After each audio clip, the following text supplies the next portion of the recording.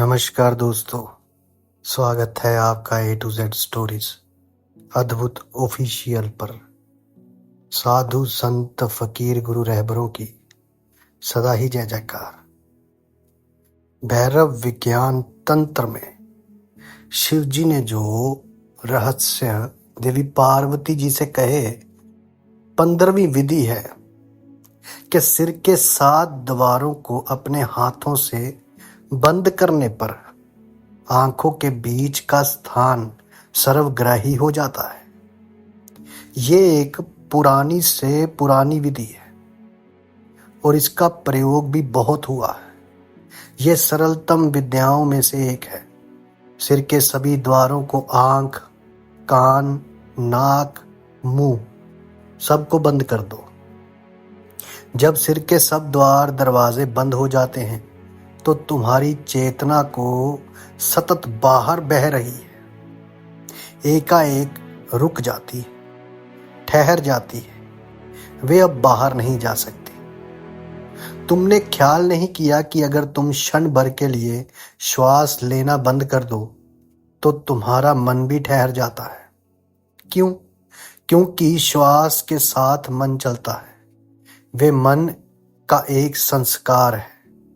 तुम्हें समझना चाहिए कि ये संस्कार क्या है, तभी इस सूत्र को समझना आसान होगा।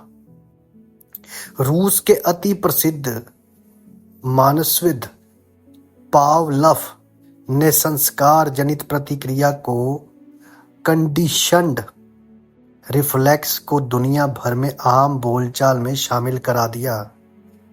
जो व्यक्ति भी मनोविज्ञान से जरा भी परिचित है इस शब्द को जानता होगा।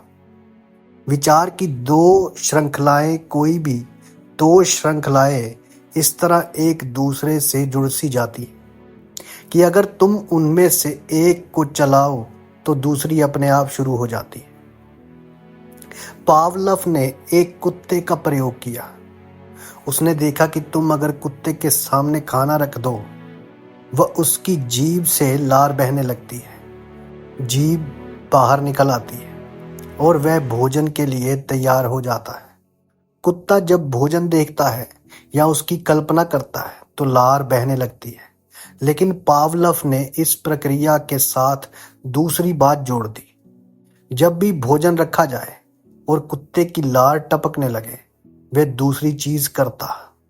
उदाहरण के लिए वे एक घंटी बजाता और कुत्ता उस घंटी को सुनता। 15 दिन तक जब भी भोजन रखा जाता, घंटी भी बजती और तब 16वें दिन कुत्ते के सामने भोजन नहीं रखा गया, केवल घंटी बजाई गई। लेकिन तब भी कुत्ते के मुंह से लार बहने लगी और जीभ बाहर आ गई, मानो भोजन सामने रखा हो। लेकिन वहां पर भोजन नहीं था, सिर्फ घंटी थी। इसे समझिए। अब घंटी बजने और लार टपकने के बीच कोई स्वाभाविक संबंध नहीं था। लार का स्वाभाविक संबंध भोजन के साथ है, लेकिन अब घंटी का रोज रोज बजना लार के साथ जुड़ गया था, संबंधित हो गया था और इसलिए मात्र घंटी के बजने पर भी लार बहने लगी। पावलव के अनुसार, और पावलव सही है, हमारा समूचा जीवन एक कंडीशन्ड प्रोसेस है, मन संस्कार है। इसलिए अगर तुम उस संस्कार के भीतर कोई एक चीज बंद कर दो तो उससे जुड़ी और सारी चीजें भी बंद हो जाती।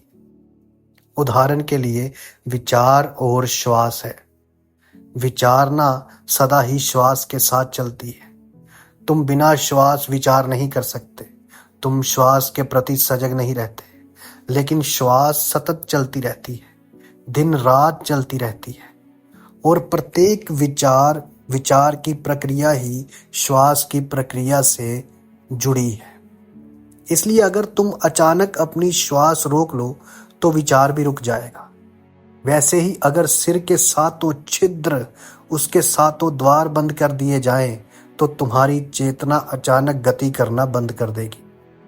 इसे समझें, गौर करें, तब चेतना भीतर स्थिर हो जाती है और उसका ये भीतर स्थिर होना तुम्हारी आंखों के बीच स्थान बना देता है। वे स्थान ही त्रिनेत्र तीसरी आंख कहलाती है। अगर सिर के सभी द्वार बंद कर दिए जाए तो तुम बाहर गति नहीं कर सकते, क्योंकि तुम सदा इन्हीं द्वारों से बाहर जाते रहे हो। तब तुम भीतर थिर हो जाते हो, और वे थिर होना एकाग्र इन दो आंखों, साधारण आंखों के बीच घटित होता है। चेतना इन दो आंखों के बीच के स्थान पर केंद्रित हो जाती है। उस स्थान को ही त्रिनेत्र कहते हैं। यह स्थान सर्वग्राही, सर्वव्यापक हो जाता है। यह सूत्र कहता है कि इस स्थान में सब सम्मिलित सारा अस्तित्व समाया है। अगर तुम इस स्थान को अनुभव कर लो तो तुमने सब को अनुभव कर लिया। एक बार तुम्हें इन दो आंखों के बीच के आकाश की प्रतीति हो गई तो तुमने पूरे अस्तित्व को जान लिया, उसकी समग्रता को जान लिया, क्योंकि ये आंतरिक आकाश सर्वग्राही और सर्वव्यापक है, कुछ भी उसके बाहर नहीं। उपनिषद कहते हैं कि एक को जानकर सब जान लिया जाता है। ये दो आंखें तो सीमित को ही देख सकती, लेकिन जो तीसरी आंख है, शिव जी कहते हैं आंख असीम को देख सकती है। ये दो आंखें तो पदार्थ को ही देख सकती है, लेकिन तीसरी आंख अपदार्थ को, अध्यात्म को देखती है। इन दो आंखों से तुम कभी ऊर्जा की प्रतीति नहीं कर सकते, ऊर्जा को नहीं देख सकते, सिर्फ पदार्थ को देख सकते हो। लेकिन तीसरी आंख से स्वयं ऊर्जा देखी जाती है। द्वारों का बंद किया जाना केंद्रित होने का उपाय है, क्योंकि एक बार जब चेतना के प्रवाह का बाहर जाना रुक जाता है, वे अपने उद्गम पर स्थिर हो जाती है। और चेतना का ये उद्गम ही त्रिनेत्र है। अगर तुम इस त्रिनेत्र पर केंद्रित हो जाओ तो बहुत चीजें घटित होती हैं। पहली चीज तो ये पता चलती है कि सारा संसार कहीं और नहीं, तुम्हारे भीतर है। स्वामी राम कहा करते थे कि सूर्य मेरे भीतर चलता है, तारे मेरे भीतर चलते हैं, चांद मेरे भीतर उदित होता है, सारा ब्रह्मांड मेरे भीतर है। जब उन्होंने पहली बार ये कहा तो उनके शिष्यों को वे पागल हो गए। उनके शिष्यों की वे पागल हो गए हैं, ये कहने लगे राम तीर्थ के भीतर सितारे कैसे हो सकते हैं। वे इसी त्रिनेत्र की बात कर रहे थे, इसी आंतरिक आकाश के संबंध में। जब पहली बार ये आंतरिक आकाश उपलब्ध होता है तो यही भाव होता है। जब तुम देखते हो कि सब कुछ तुम्हारे भीतर है, तब तुम ब्रह्मांड ही हो जाते हो। त्रिनेत्र तुम्हारे भौतिक शरीर का हिस्सा नहीं है, वे तुम्हारे भौतिक शरीर का अंग नहीं। तुम्हारी आंखों के बीच का स्थान तुम्हारे शरीर तक ही सीमित नहीं है। वे अनंत आकाश है जो तुम्हारे भीतर प्रवेश कर गया है। और एक बार ये आकाश जान लिया जाए तो तुम फिर वही व्यक्ति नहीं रहते। जिस क्षण तुमने इस अंतरसत आकाश को जान लिया, उसी क्षण तुमने अमृत को जान लिया। तब कोई मृत्यु नहीं है। जब तुम पहली बार इस आकाश को जानोगे, तुम्हारा जीवन प्रामाणिक और प्रगाढ़ हो जाएगा। तब पहली बार तुम सच में जीवंत होगे। तब किसी सुरक्षा की जरूरत नहीं रहेगी। अब कोई भय संभव ही नहीं। अब तुम्हारी हत्या नहीं हो सकती। अब तुमसे कुछ भी छीना नहीं जा सकता। अब सारा ब्रह्मांड तुम्हारा है। तुम ही ब्रह्मांड हो। जिन लोगों ने इस अंतरसत आकाश को जाना है, उन्होंने ही आनंद मगन होकर उर्ध घोषणा की है, अहम ब्रह्मास्मि। मैं ही ब्रह्मांड हूं, मैं ही ब्रह्म हूं। सूफी संत मंसूर को इसी तीसरी आंख के अनुभव के कारण कत्ल कर दिया गया।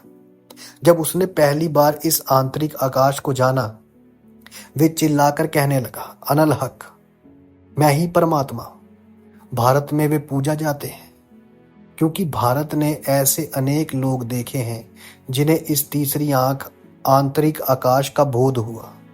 लेकिन मुसलमानों के देश में ये बात कठिन हो गई, और मंसूर का ये वक्तव्य कि मैं परमात्मा हूं, अनल हक, अहम ब्रह्मास्मि धर्म विरोधी मालूम हुआ, क्योंकि मुसलमान ये सोच भी नहीं सकते कि मनुष्य और परमात्मा एक है। मनुष्य मनुष्य है, ये उनकी सोच है, और मनुष्य सृष्टि है और परमात्मा सृष्टा। सृष्टि सत्रष्टा कैसे हो सकता है? इसलिए मंसूर का यह वक्तव्य नहीं समझा जा सका और उनकी हत्या कर दी गई।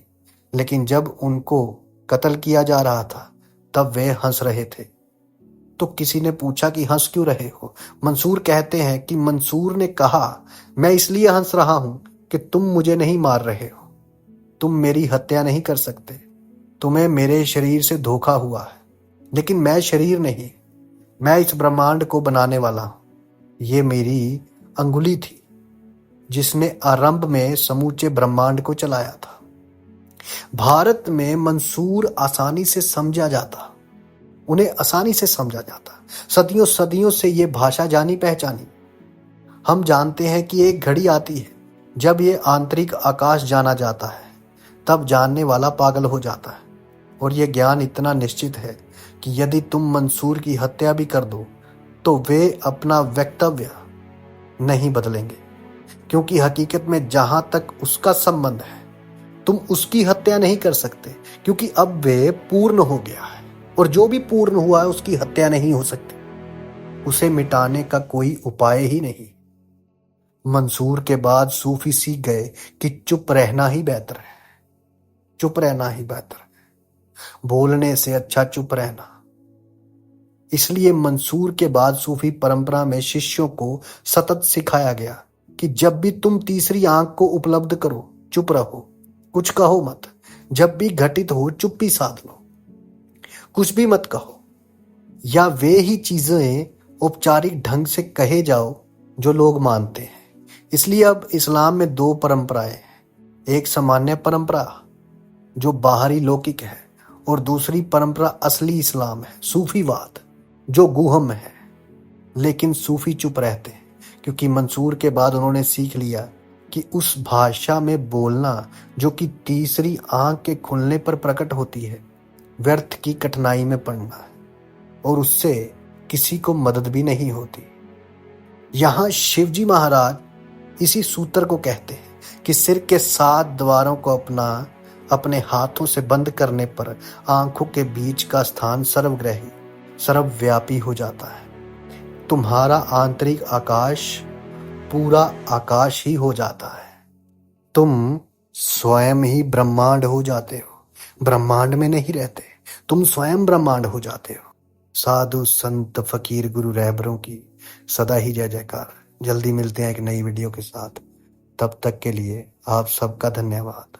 आप सबके भीतर बसे उस परमात्मा को मेरा प्रणाम।